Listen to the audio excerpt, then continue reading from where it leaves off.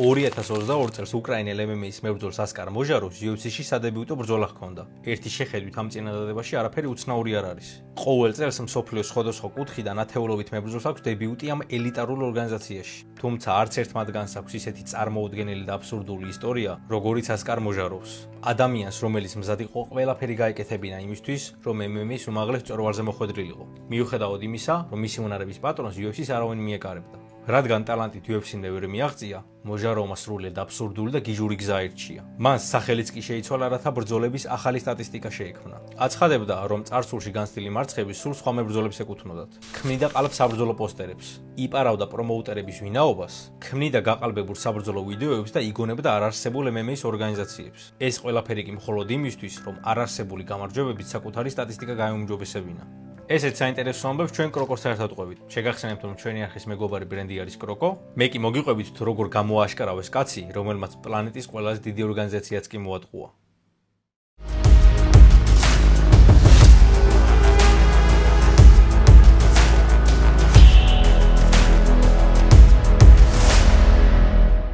ასკარ მოჟაროვის ისტორია იწყება ოდესაში, უკრაინაში. თუმცა ეს ისტორია არც ამ სახელით დაწყებულა. ასკარი სინამდვილეში არტურ შადაკოვი იყო. ბავშვობიდანვე ძალიან დაინტერესდა საბრძოლო ხელოვნებით და ოცნებობდა, რომ ამ სპორტის სწორალებისთვის მიეღწია. MMA-ში კარიერა დაიწყო 2013 წელს უკრაინულ რეგიონალურ დონეზე, თუმცა კარიერის სტარტი საკმაოდ ცუდი გამოდგა. 19 წლის ასაკში სადებიუტო ბრძოლაშივე დამარცხდა. პირველივე რაუნდში და მის დამარცხებას სულ რაღაც 40 წამი დასჭირდა. დებიუტის წაგება მსოფლიოს დასასრული არ არის. ბევრ წარმატებულ მებრძოლსაც, მათ შორის ანდრეი არლოვსკისაც, პირველ ბრძოლაში მარცხი აქვს განცდილი. თუმცა ამას საერთოდ არ შეუშლის ხელი იმაში, რომ ანდრეი მოგვიანებით UFC-ის ჩემპიონი გამხდარიყო. შადაკოვმა შემდეგ ბრძოლამდე 1 წელი დაიცადა, იმის იმედით, რომ უკეთესად მოემზადებოდა და უკეთეს შედეგებს დადებდა. სამწუხაროდ კვლავ წააგო. კვლავ პირველივე რაუნდში და კვლავ ძალიან დაბალი დონის ადგილობრივ მოწინააღმდეგესთან. პირველი ორი მარცხი, რა თქმა უნდა, ცუდია, მაგრამ ამის გამართლება შეიძლება. იქნებ ეს უბრალოდ უიღბლობა იყო, ან ნერვიულობამ თავის იქნა.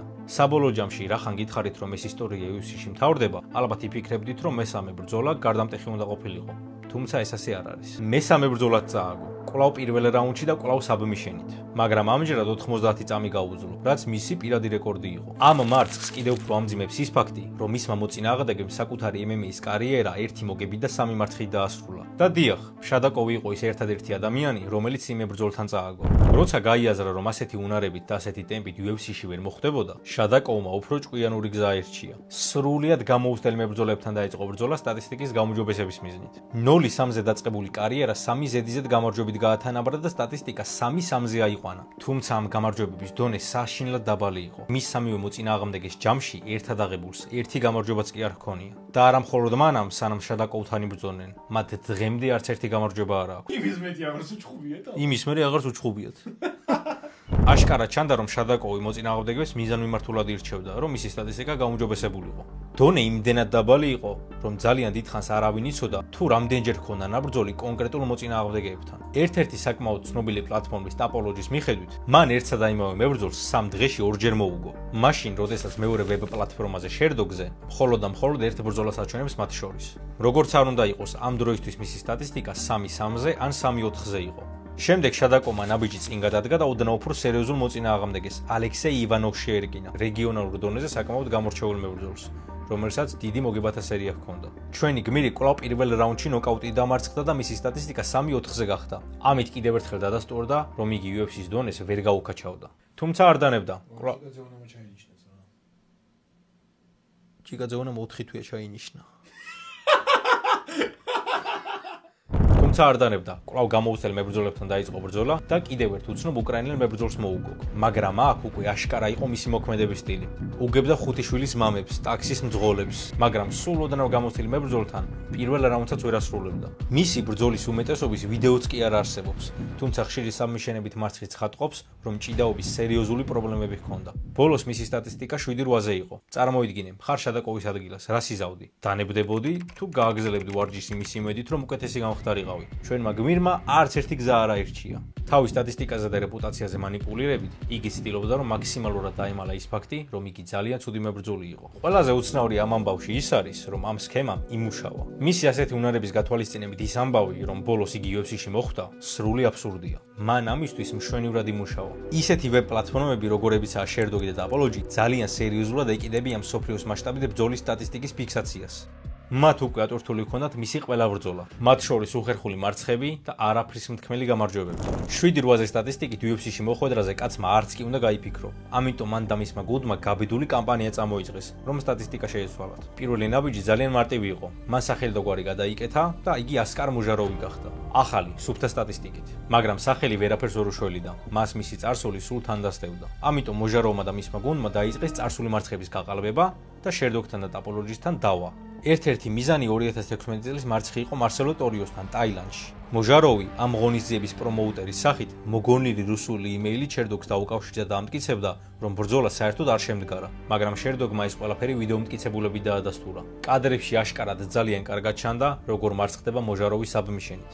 შემდეგ ამას მოყვა 2016 წლის ბრძოლა ჩინეთში, ფან რონგთან. ისევ იმეილით ამტკიცებდნენ, რომ თითქოს მოჟაროვს არ ებრძოლა და რეალურად მოჟაროვის ადგილას იქ ვინმე ჰასან ატევი იყო. მეილით გაუგზავნეს ყალბი პოსტერი და ერთმანეთთან არაფრით დაკავშირებული რაღაც ვიდეო კადრები. თუმცა ვებ პლატფორმა Sherdog-ი ამჯერადაც ვერ გააცურეს. რეალურ პოსტერზე ასკარ მოჟაროვი ეწერა. ვიდეოში კი ისევ ძალიან კარგად ჩანდა, თუ როგორ ტაპავდა იგი საბმიშენის დროს. მან ასევე სცადა ყალბი გამარჯვებების დამატება. მაგალითად, ერთ-ერთი არაოფიციალური საბრძოლო შეხვედრა თავდაპირველად სტატისტიკაში მოგებად ჩაეწერა, თუმცა იგი მალევე გაბათილდა. ამ ცდილობების უმეტესობა სრულიად დილეტანტური და წარუმატებელი იყო.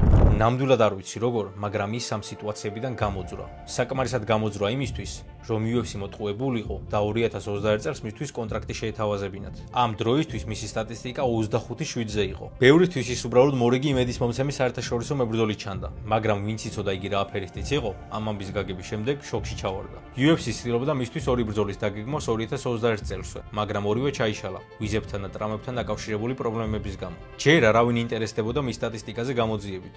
სანამ ალფონსო მენიფილდთან ოფიციალურად ბრძოლა არ ჩაინიშნა. როცა ორგანიზაციაში დებიუტი მართლა დადგა დღის წესრიგში, ჟურნალისტებმა და გულშემატკივრებმა გამოძიება დაიწყეს. ვებ პლატფორმა Sherdog-მა და სხვებმაც მალევე აღმოაჩინეს, რომ მოჟაროვის ორ გამარჯვებას საფუძვლად ედო გამოგონილი ორგანიზაციას სახელად Mong ჩემპიონშიპი, რომლის აბრევიატურაც რეალური Mars Martial ჩემპიონშიპის მსგავსი იყო და თავის დროზე იგი ადვილად გამოძვრა. კიდევ ერთი ყალბი გამარჯვება ჰქონდა მიწელილი ერთ ორგანიზაციაში, მაგრამ მან ის ვერ გათვალა, რომ ბრძოლის თარიღის ჩაწერა ცოტა გვიან მოუვიდა. მითითებული თარიღისას ის ორგანიზაცია უკვე დიდი ხნის დახურული იყო.